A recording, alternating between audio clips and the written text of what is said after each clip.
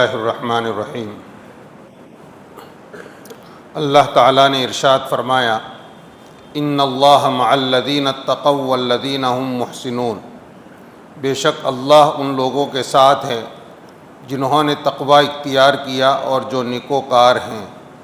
تقوی اختیار کرنے والے وہ لوگ ہیں جنہوں نے اللہ تعالیٰ کی عظمت و جلال کی شایع نشان، اس کے جملہ احکام کی پیروی کی اور منہیات سے اجتناب کیا، جبکہ نیکوکار وہ لوگ ہیں جو اللہ کی مخلوق پر شفقت کریں اور ان کے حقوق کا احترام کریں اور ان کے ساتھ اچھا برتاؤ کریں۔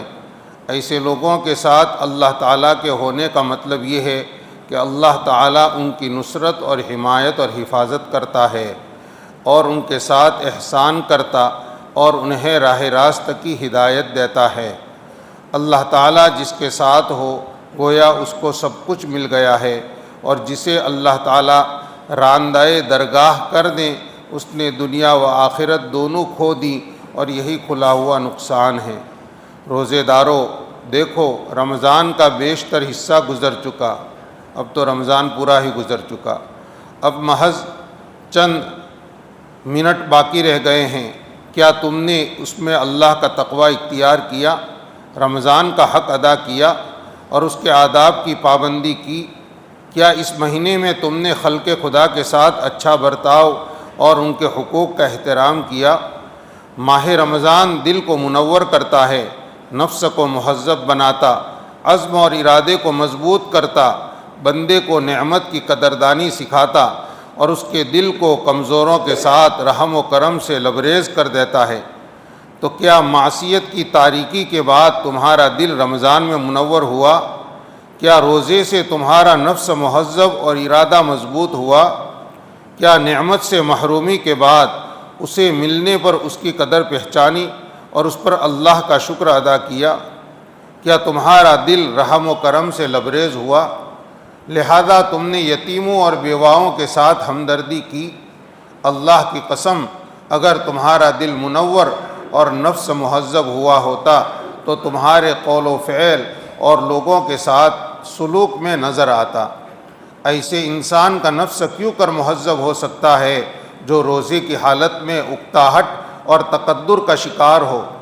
یہ تو اس شخص کی حالت ہوتی ہے جسے نہ طاعت کی حلاوت نصیب ہوتی ہو اور نہ ہی وہ اپنے عمل میں مخلص ہو۔ کیا ایسا نہیں ہے کہ ہم میں سے کچھ لوگوں کو ایک ایک دن اور ایک ایک گھنٹے کے ساتھ ماہ رمضان کے گزرنے کا انتظار رہتا ہے، جو کہ منافقین کی پہچان ہے؟ جو آدمی دن لمبا ہونے کے سبب روزے سے تنگ دل ہوتا ہے، اسے بھلا روزے کا اجر و ثواب کیسے مل سکتا ہے؟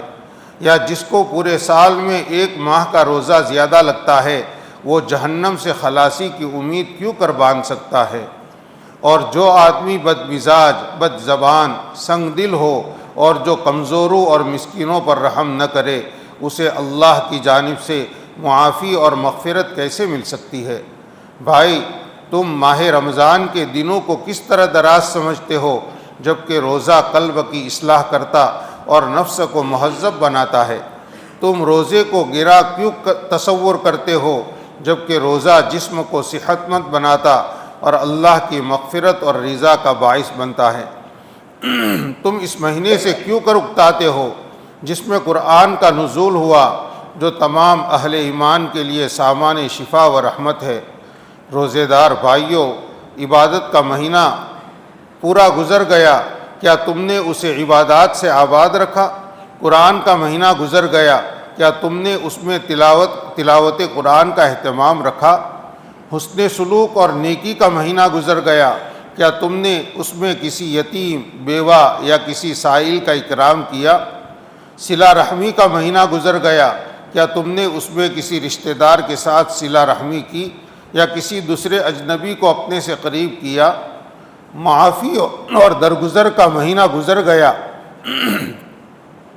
کیا تم نے اپنے اوپر ظلم کرنے والے کو معاف اور بدتمیزی کرنے والے سے درگزر کیا؟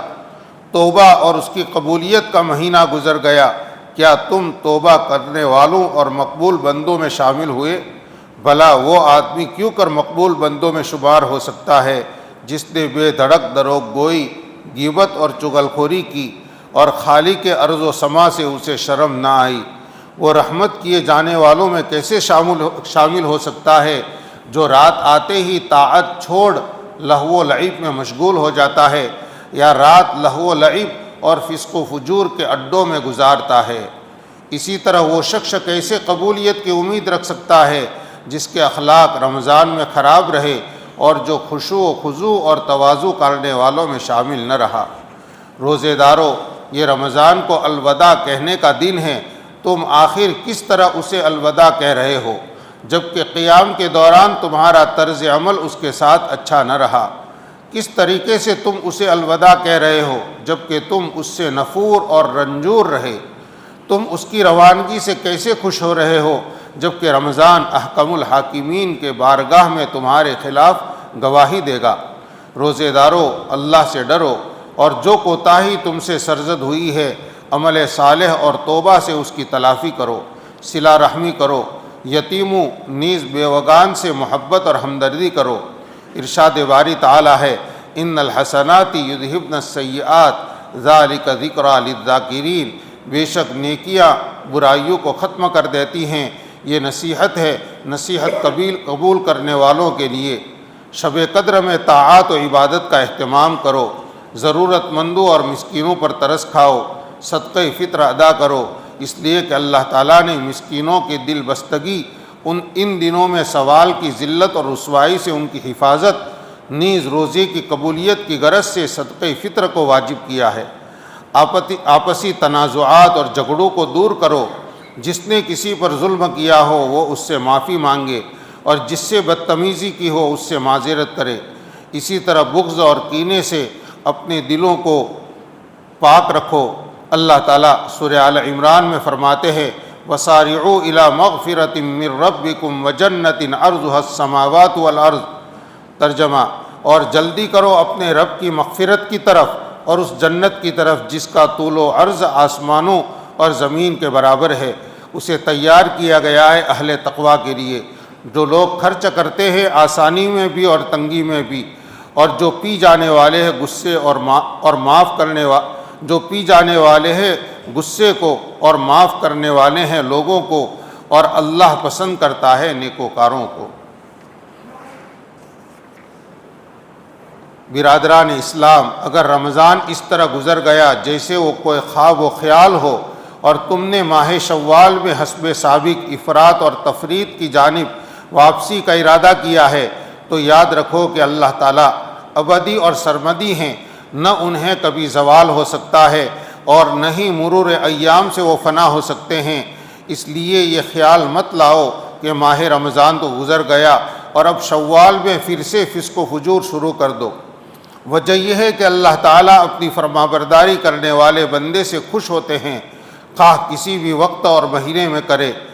اسی طرح اپنی نافرمانی پر ناراض ہوتے ہیں، چاہے کسی جگہ یا کسی وقت اس کا ارتکاب کیا جائے۔ تم کو ہم نے ماہ رمضان میں اپنے رب کی طرف متوجہ، گناہوں سے تائب، اللہ کی رحمت و ثواب کا حریص اور اس کے انتقام اور عذاب سے خائف پایا تھا۔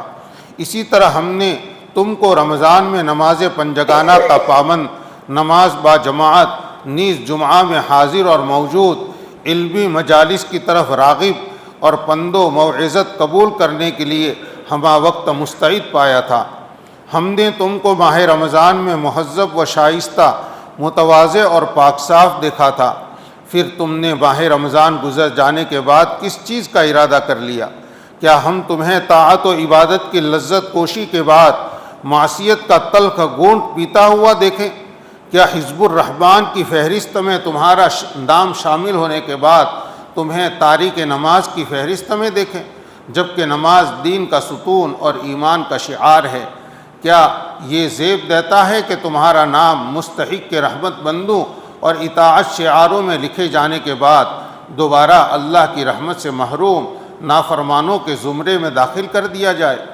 کیا یہ زیب دیتا ہے کہ رمضان میں نیکوکار اور پاک باز رہنے کے بعد ماہ شوال میں بدکار اور بدنصیب ہو جاؤ؟ کیا تمہیں یہ اچھا لگتا ہے کہ رمضان میں ایک شریف اور معزز فرشتہ رہنے کے بعد راندائے درگاہ خداوندی شیطان بن جاؤ۔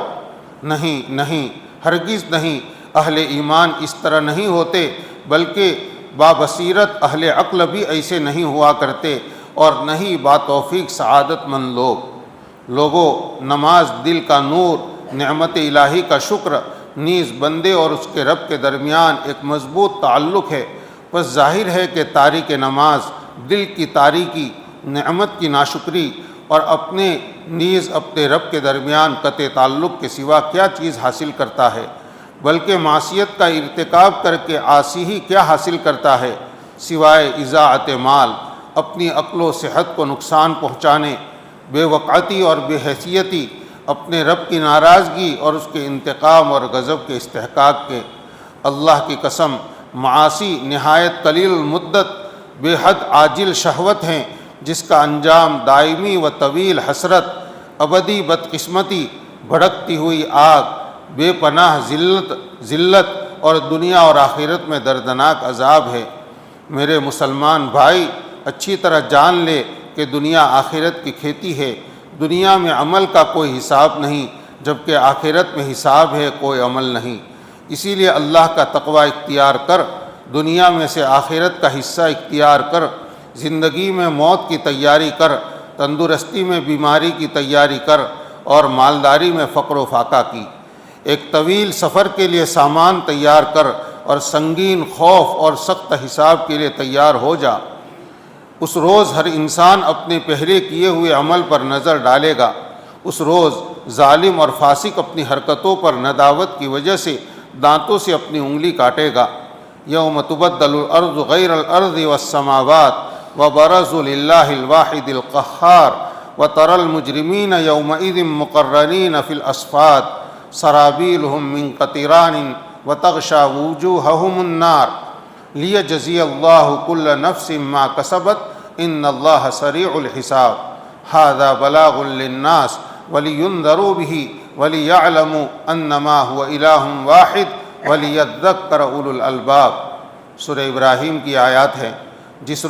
جس کا ترجمہ ہے، جس روز دوسری زمین بدل دی جائے گی، اس زمین کے علاوہ اور آسمان بھی، اور سب کے سب ایک زبردست اللہ کے روبرو پیش ہوں گے، اور تم اس روز مجرموں کو زنجیروں میں جکڑے ہوئے دیکھو گے۔ ان کے کرتے قطیران کے ہوں گے، اور آگ ان کے چہروں پر لپٹی ہوگی، تاکہ اللہ تعالیٰ ہر شخص کو اس کے کیے کی سزا دے۔ یقیناً اللہ تعالیٰ بڑی جلدی حساب لینے والا ہے۔ یہ لوگوں کے لیے احکام کا پہنچانا ہے، اور تاکہ اس کے ذریعے سے ڈرائے جائیں، اور تاکہ اس بات کا یقین کر لیں کہ وہی ایک معبود برحق ہے، اور تاکہ دانش مند لوگ نصیحت حاصل کریں۔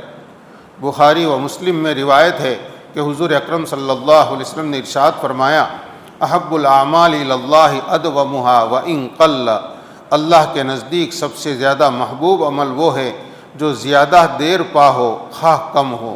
اسی طرح مستدرک حاکم میں حضرت عبداللہ ابن عباس رضی اللہ عنہما سے روایت ہے کہ رسول اللہ صلی اللہ علیہ وسلم نے ایک صاحب کو نصیحت کرتے ہوئے فرمایا، 5 چیزوں سے پہلے 5 چیزوں کو غنیمت سمجھو، موت سے پہلے زندگی کو، بیماری سے پہلے تندرستی کو، مصروفیت سے پہلے فراغت کو، بڑھاپے سے پہلے جوانی کو، اور فقر و فاقہ سے پہلے مالداری کو۔